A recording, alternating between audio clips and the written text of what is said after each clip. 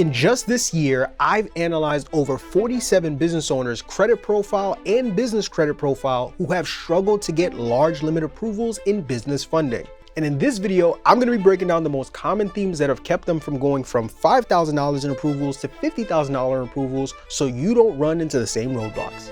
Let's begin. Okay. What is going on, y'all? Hope all is well. Extremely excited for today's video because in this video, I'm going to be breaking down some of the commonalities, if you will, that I have seen.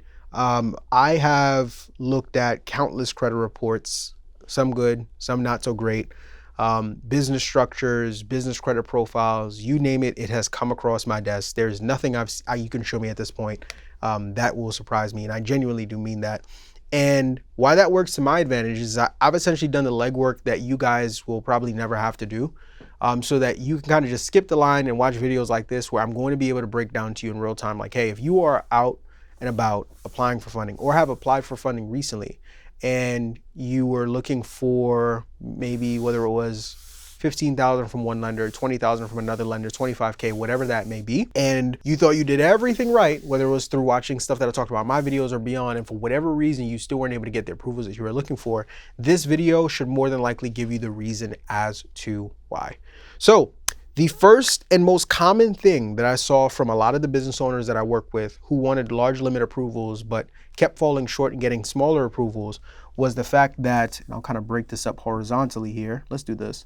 Let's do, bang, that'll work. Was their comparable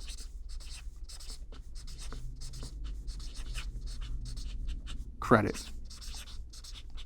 So huge, y'all, so huge. What is comparable credit? Comparable credit, simply put, most people don't know this, but let's say on your personal credit report, you have 3 credit cards, right? You have 3 credit cards on your personal credit. We'll put PC in each of these, right? Personal credit card, let's put PCC, personal credit card, personal credit card, personal credit card.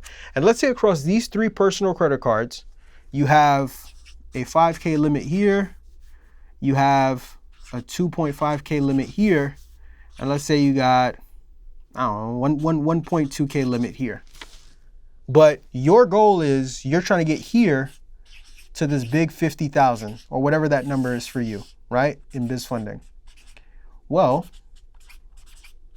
the good news is if your personal credit report is properly structured, okay, and you don't have any late payments, your credit history is good, all those things are set, you're not all the way there, but you're almost there.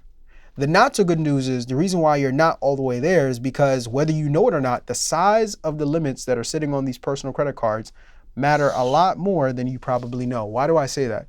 Well, the reason why I say that is because if you try and apply for business funding with these size limits, the likelihood of you going to any lender and getting $20,000 approvals and beyond is probably not going to be that high because your limits on the personal credit side are not enough proof to those lenders to say like, okay, you can handle a $20,000 credit card or a $25,000 approval. You may be able to go to, say you go to a lender, right? And maybe get 10, not even that, maybe, maybe like 5K to 7K. But when you talk about those big approvals that you see most individuals getting, leaning more towards like the 15K to 20K, 20 to 25K mark, it's not going to come as a byproduct of the limits that you're getting here on your personal credit cards. What most likely you're going to have to do on your end is improve your comparable credit. What does that mean? Well, what that means is you're going to, before you go and start looking for the 50K in funding, you're going to go first to the lenders that are providing you this personal credit, okay? And you're going to ask for them to do a limit increase, right? Limit increase. Now, the rule of thumb that I try and teach people when it comes to comparable credit is you want to at least be at the minimum, from my experience, the people I've worked with, at the 7,500 mark. That's like the floor. This is floor. Ideally, 10K or higher. Because when you're showing that you have consistently maintained 10K or higher month by month when it comes to limits that you have on the personal side, then it makes you that much more attractive and increases the likelihood that you're going to get these kind of approvals as well on the business side. Okay? And here's the thing. Let's say that you have 5 credit cards. You don't need a $10,000, a $7,500, a $10,000 limit across all 5. If you have it across like 2 out of the 5, right, that fall into this 10K mark, you're in the catbird seat. You don't want it on just one card. You want to have it on at least 2 cards where you have a $7,500 to $10,000 limit, so that they can say like, all right, great, we have something that shows us that you lean a little bit more towards, you know, where we want for you to be before we start giving you these limits on the business side as well. So this is a really big one, because a lot of times people will be positioned properly, they'll have everything in place, but their limits are just so tiny on the personal credit side. It makes it that much harder for them to make these big asks on the business credit side. And it takes nothing to do this. You could literally call into a lender. You could pause this video, call your bank, be like, hey, I would like to request an increase. Because for most of you guys, you haven't done that in years. Guilty, even myself, guilty. I can't remember the last time I've called. I might make a call after this and go get my limits bumped up again. And they're already pretty solid. I might go ahead and get them bumped up again. It takes nothing for you to do this. And it makes all the difference when it comes to you going out and getting access to capital. So comparable credit is number 1. The next reason why for most of you guys, you may be struggling when it comes to getting large limit approvals, and I actually just talked about this back to back in my most recent videos. I talk about it dang near every video, and I'm gonna keep talking about it because it's that important, okay? Is you have some people call it bureau routing. Some people call it credit card stacking or credit stacking. And some people call it sequencing. My. But the name of the game remains the same, ladies and gentlemen. If you ain't got this, then you ain't getting that. What is this? Very simple. When it comes to maximizing your approvals, you want to have it structured in a way. So we got bank, bank, bank, right? If these 3 banks are all looking at the same credit report from a lender like TU, so that's short for TransUnion, okay? And you're going to them, you want this 50K, but they all see that you're going to them simultaneously at the same time. Well, as a result, you're going to end up getting, if you would have gotten $10,000 to $15,000, you're going to end up getting 7K here, maybe 4.5K here. And by the way, these limits are more, especially in the lending environment that we have right now. Banks are still giving out money, yes, but they become a lot tighter. So these numbers are not like, this is not hyperbole. This is a real deal. I'm seeing this in real time. You may end up getting 7K here, 4.5K here, and then maybe 6K if you're lucky, right? 6K if you're lucky elsewhere. All because you didn't have the right bureau routing, credit stacking, sequencing structure that you needed versus a simple fix. And one of the things you'll notice in this video is it's the little things that play a role into your ability to get increased funding. It's not these huge moves you have to make. It's just going from here to here. That's it. That's all. But if you don't have the guidance, if you don't have the structure, if you don't have the strategy, you wouldn't know this, right? So if we flip the switch now, and instead of doing what we just saw we did, right? And we're separating the reporting agencies that these banks are pulling from. Well, now we create an unlock because these banks are not seeing 3 inquiries all on the same report. They're only seeing the one inquiry that they put on there.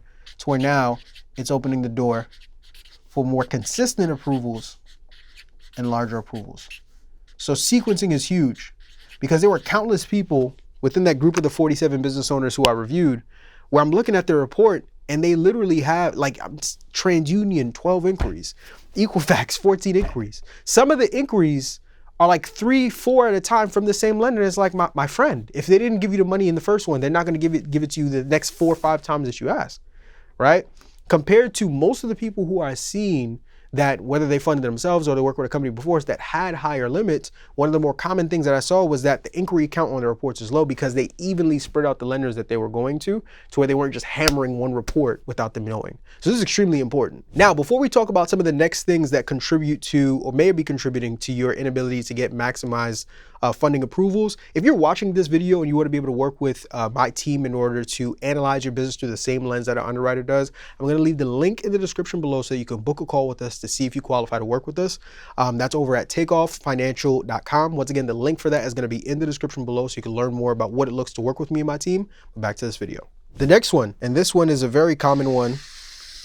Very, very common one. Very, very common one. Let's talk about score versus profile. And I want to bring you guys through a real life example that I see more times than I commit. Let's say you have two people, right? You have person A and you have person B. Person A has a 720 FICO. Person B has a 698 FICO. Okay. And for people who are watching, FICO is the Fair Isaac company that reports your credit score, the most accurate depiction of your credit score, or not the most accurate, but it's the main measurement system that most prominent lenders use to look at your credit score. Okay.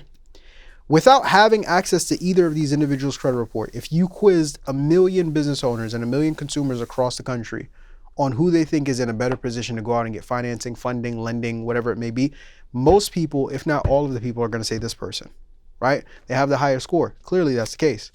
But what if I peeled the layers back and I told you that person A essentially was sitting on one authorized user account from a family member, and person B had 3 cards, all with 10K limits, especially in learning what we learned from this section and this section, right? They had over 2 years of history, no inquiries. And the only reason why they're at a 698 is because their utilization is a little high right now. Life happened, they needed to bust some maneuvers, make some moves, right? The utilization is at, let's say, 46%. And with this person, credit ain't nothing more than 2 months old. And they have no primaries. So they own no lines of credit belong to them. Now, with this added context, do you still think that the person with the 720 can get a higher amounts of capital than the person with the 698? You'd be crazy to say that, right? Well, why? Well, the reason why is simple. Person A on the front end has the glitz and the glamour of being able to say I have a 700 score, but their score isn't even theirs because they're piggybacking off of someone else's credit. Now, when you're going for personal financing, in some cases, yes, trade lines and authorized users can be of help. But when you're trying to go for big boy funding, you need the profile more than you need the score. The score is really just a number to throw around at a dinner party. It's not going to move the needle for Chase, Wells Fargo, PNC, none of these lenders. Right? So 698 is actually in way better positioning than the person with the 720 because their profile is strong. All he has to do is pay down this utilization situation and he's good. He's good. So it's extremely important I mention this here as well because I cannot tell you how many times we've had people who have filled out forms on our website saying they have a 700 credit score. We get on call with them and they have like one credit builder account and it's just a bunch of authorized users. We can't help you. I don't care what the score says. The profile isn't there for lenders to feel confident and comfortable enough to want to lend to you, right? Versus people who come in with the same exact situation. We sit down with them, identify a game plan to help them get back in position to get that utilization lower. Boom, now we're off to the races. Right? To where we're able to go ahead and start maximizing and working with these different lenders that we're paired with. So understand now, then, now, and forevermore, when it comes to score versus profile, profile will always win because you can have a great credit score and a poor credit profile. But if you have a great credit profile, a good score will always follow. And the last one, which is the most common one that we saw, when it came to people who just struggled, y'all, struggled when it came to maximizing their ability to get large limit approvals. This the one right here. This the one right here.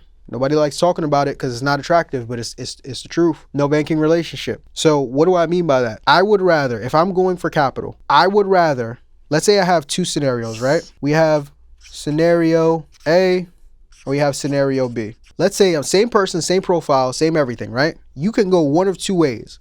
You can either go to one national lender, all right, like Chase, that you have no relationship with, right? But Chase offers up to $150,000 in biz funding. Or you can go to one regional lender, so a bank in your backyard, and that regional lender, you've been banking with them for 3 years, so a 3-year relationship, right? You got a 3-year relationship with them. The relationship is, you could be in a long relationship with a bank. I mean, it's a good relationship with them, right? Good standing. So you done paid these people whatever bills you owe them. You've been on time with everything else, right? Good standing. And let's say they only offer one business credit product.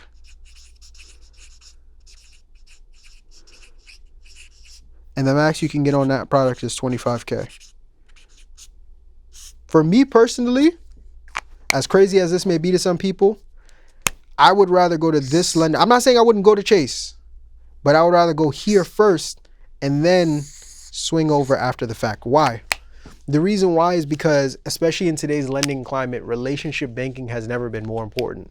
Back in like 2020 to 2022, you can get 50K, you could sneeze and get 50,000 in funding, especially from lenders like American Express. Like, they were handing it out like it was no tomorrow. Now, it's not that the money isn't there, banks are just tighter.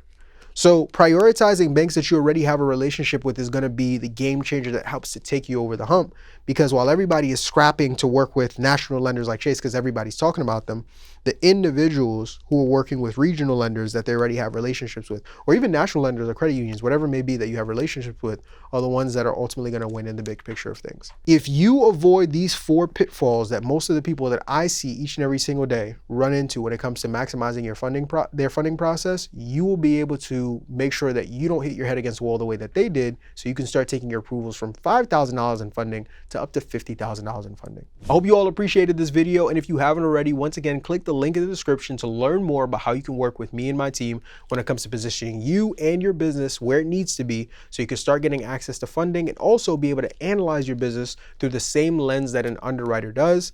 As always, ladies and gentlemen, my name is Marvin Francois, and until next time, peace.